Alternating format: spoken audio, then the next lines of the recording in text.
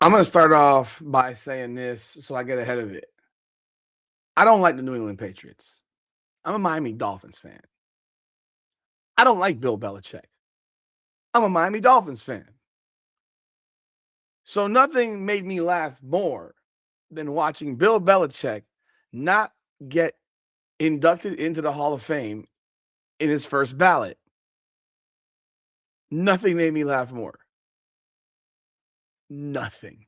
Hilarious, hysterical, funny as can be, but it's absolutely preposterous. I just, as much as I want to laugh, I have to cry about how ungodly ridiculous Bill Belichick not making the Hall of Fame in a first ballot selection is. Welcome back, everyone, to another edition of Rudy's Rant, powered by Come On Now, the podcast. I'm your host, Rudy Rodriguez Show. Man, I haven't done a full-fledged type of rant in a minute, like a rant. You know what I mean? Like I got my other videos. I haven't done a specific Rudy's Rant video in a minute. But God Almighty, we are about due because the fact that Bill Belichick did not make the Pro Football Hall of Fame as a first ballot Hall of Famer is the most asinine bunch of bullcrap I have ever seen in my life. Hit the like button, subscribe to the channel, ring the bell, leave your comments, follow us on social media. We appreciate y'all jumping on board. This decision is so damn bad that there are no words. There are no words.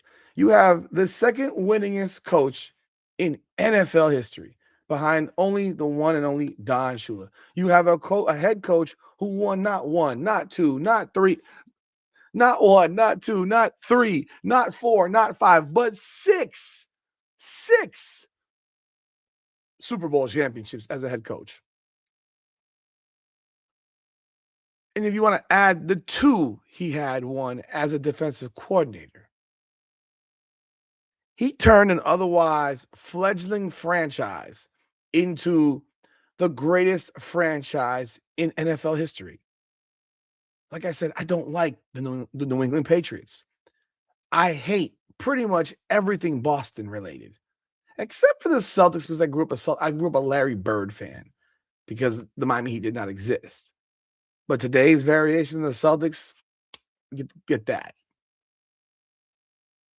But for the most part, the Red Sox, the Patriots, the Bruins, the Boston College Eagles, Harvard, BU, all of it. Boom, boom, boom, boom. I don't like them. But you cannot allow your emotions to get in the way of reality. You absolutely cannot allow your emotions to get in the way of reality. Bill Belichick, whether or not he is the winningest coach of all time or second, I'm a Dolphins fan. I'm happy he didn't break Don Shula's record. I remind you of that. But this shit is ridiculous. You could not allow your emotions get in the way of what is right and just. This is no different to me than the bullshit that's been going on in Major League Baseball now for the better part of the last 15 years as these holier than thou, self-righteous, arrogant, idiotic baseball writers of America stand on a pulpit and act as if they control the world by keeping out the greatest baseball players of all times: Barry Bonds, Roger Clemens, Mark McGwire, Sammy Sosa, Rafael Palmeiro, Manny Ramirez, and the list goes on, all because they took steroids. Who gives a shit? Everybody took steroids in that era. Everybody. There was no one with a competitive advantage over the other. And Barry Bonds did not start juicing until he had already cracked over 500 homers. And instead, we get to watch a bunch of mediocre, lesser than baseball players, with all respect to Carlos Beltran, who just got elected into the Baseball Hall of Fame. Give me a freaking break over the likes of Barry Bonds and A-Rod and Manny Ramirez and so on and so on. That is disgusting. And the football people are doing the same damn thing now with Bill Belichick. And why? Because he wasn't nice to you. He didn't kiss your ass. He didn't blow you. He didn't give you a hug. He was a curmudgeon. He was always upset looking. Or I'm sorry, was it because of Deflategate? Get out of here. Deflategate, the biggest hoax and joke in the history of the NFL, as if that has anything to do with playing football and throwing a ball. Guess what? There's a rule for the ball. This is the size. And guess what? There are people that overinflate it and the people that underinflate it. So does the guy that overinflated get in trouble? No. The reality is there's no difference. And if you look at the game that they talked about against the Colts, William McGinnis confirmed this. They were actually in a much closer game at halftime with the underinflated ball that got removed, or the balls that got removed and then replaced with properly inflated balls, for which then the New England Patriots proceeded to kick the shit out of the Indianapolis Colts. So what exactly did that deflated football do? Literally nothing. And then on top of that, then you suspend Tom Brady because of it. Is that why? Or is it because someone was caught recording or video, whatever, the New York Jets cheating? Let me tell you something about cheating in sports. If you're not cheating, you're not trying. Everybody in professional sports cheats. Do you know what a penalty is? It's cheating. Do you know what stealing signs is? Cheating. Do you know what baiting an opponent is? Cheating. I mean, you know what fouls are in basketball? Cheating. You know what flopping is in basketball? Cheating. You know what flailing is in a baseball game when you're at the plate and the ball's nowhere near touching you, but you go wah in the batter's box? It's cheating. All these things are forms of cheating, whether you like it or not. You don't have to believe it. It's just reality.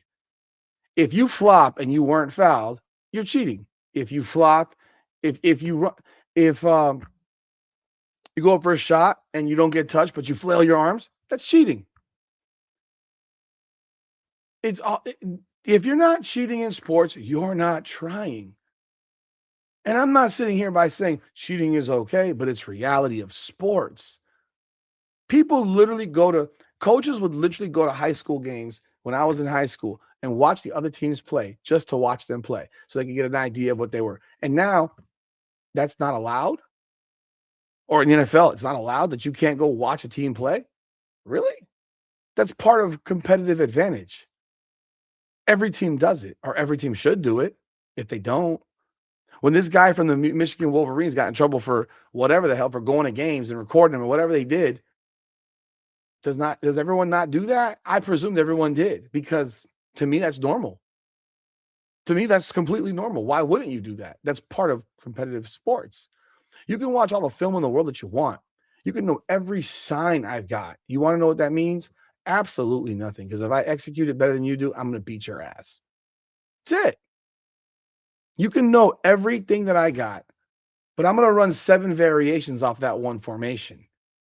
So what exactly do you know? You know that I run one of 7 plays off that formation. Great. Do you know which one it is? You don't. You don't. And they might all go they probably all go in different directions. So you got the 2 incidents of cheating. What about the other, I don't know, few hundred games that he won? What about the Super Bowls that he won? Like if they were cheating so well and they were doing all these things that were wrong, they would have a lot more than 6 Super Bowls, wouldn't they? Wouldn't Bill Belichick have won pretty much every Super Bowl over the entirety of his career with the New England Patriots because he knew everything they were going to do because he was cheating, right? Like this is the type of nonsense the NFL does, and the type of nonsense these beat writers and these media members, whoever votes for the Super Bowl for the Hall of Fame, it's what they're doing. It's a disgrace. The Hall of Fames in these different sports have become a joke. They're embarrassing, in fact. They're disgraceful, despicable, and pathetic. And I think there's a big ass. It's a big ass farce. I've been saying for quite some time, Hall of Fames are no longer Hall of the Greatness. It's a Hall of Good. It's a Hall of Good. It ain't a Hall of Greatness. You allow mediocrity and average into the Hall of Fame nowadays. You have an NBA Hall of Fame that's filled I'm sorry, basketball. It's not the NBA, but a basketball Hall of Fame filled with mediocre players, average players, 13, 3 and 3. That's a Hall of Famer now. 5 points, 15 rebounds. That's a Hall of Famer now. These aren't the greats. These are good players to roll. These are role players, better than role players, but they're not the elite. The elite belong in the Hall of Fame in every sport. Who else got in the Hall of Fame in this particular vote? Who else? Hall of Fame vote. I don't even know because I don't even care anymore. Last year, Antonio Gates and Jared Allen, Eric Allen, and Sterling Sharp got in the Hall of Fame. Sterling Sharp took how many years to get in the Hall of Fame? Hmm? I mean, who? How many? So they haven't even announced who's been in the Hall of Fame yet. But we already know that Bill Belichick and Eli Manning are not. Now, Eli Manning, I don't think he's a Hall of Fame player. He's an example of the Hall of Good. A good quarterback. He won a couple Super Bowls, but that didn't make him a great quarterback. A couple big wins at the right time doesn't make you great. He was a good player. 500 as a quarterback, but a good player. Again, a lot of guys that are not truly Hall of Fame level players get in Hall of Fame. 24 Hall of Fame. The football has done the best job of keeping it legit. I'll be real with you, and people might get upset with me on this. Devin Hester being elected to the Hall of Fame to me, not really.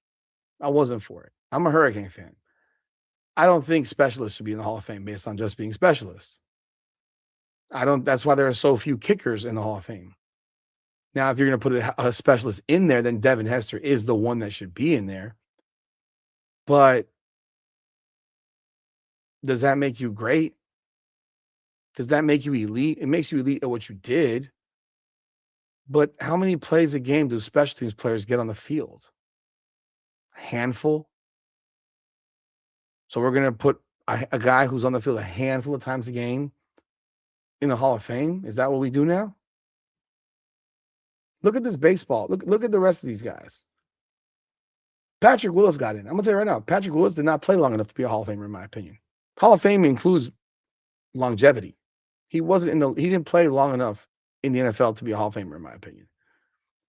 Great when he played, high level, one of the best linebackers in football when he played, but he didn't play long enough. He didn't play long enough.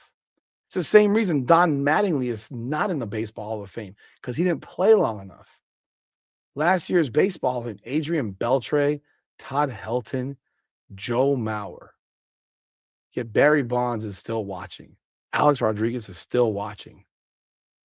Hall of Fame is a farce. And this decision by these football writers makes it an even bigger farce and just further exposes that they sit in a pulpit and they think they can make decisions for everything. And they think that their decisions, they cannot remove themselves and their personal feelings from the reality that Bill Belichick, for as much as I love Don Shula, Bill Belichick is the greatest NFL coach of all time. And to not have that guy as a first ballot Hall of Famer is nothing short of disgusting. And the rest of the Hall of Famers should say double middle finger to the Hall of Fame and not go to whatever they have in August in Canton, Ohio. And whoever gets elected should probably stand in solidarity and say, we're not going this year. Even if it sucks for us, this is not right. At some point, you have to stand up. And the fact of the matter is, they need to expose the voters for who they voted for. If you're that tough behind, in a closed room, you better be that tough publicly. because you need to be exposed for what you are and stand up on your vote and say, this is why I didn't vote for him. And you tell me you didn't vote for him because of Deflategate or Spygate or whatever, you're weak. But you actually would have an out in terms of if you actually believed that the reason the Patriots were what they were was because of Tom Brady and not Bill Belichick. That would be your out. Because when Tom Brady went and won a Super Bowl in Tampa, people started to wonder, was it Tom? Was it Bill? It looks like it was Tom. That said, it doesn't matter. That would be your only out. Because 6 Super Bowls as a head coach and 2 as a defensive coordinator, and you don't make him a first ballot Hall of Famer, pathetic. Honestly, pathetic. And like you can look at others that are in the Hall of Fame, the players that are. It's really weak, man. It's weak sister shit, and I've had it. It's why sports now. Like I mean, look at this. 2023, Joe Thomas, Darrell Revis, DeMarcus Ware, Rondé Barber, Don Coryell, Chuck Howley, Joe Klecko, Ken Rod. I mean, come on, man. Come on, man. Y'all let me know y'all thoughts in the comments. It's ridiculous. Absolutely ridiculous. And I hate Bill Belichick. I fucking hate that dude. I think he's a piece of shit ass clown. I don't like him. I never have. But I'm not going to disrespect that man, the success that he had, because I don't like him. But seemingly a lot of people did. Y'all let me know y'all thoughts in the comments. Hit the like button and subscribe to the channel. This is Rudy's Rant. Powered by Come On Now, the podcast. Come on now.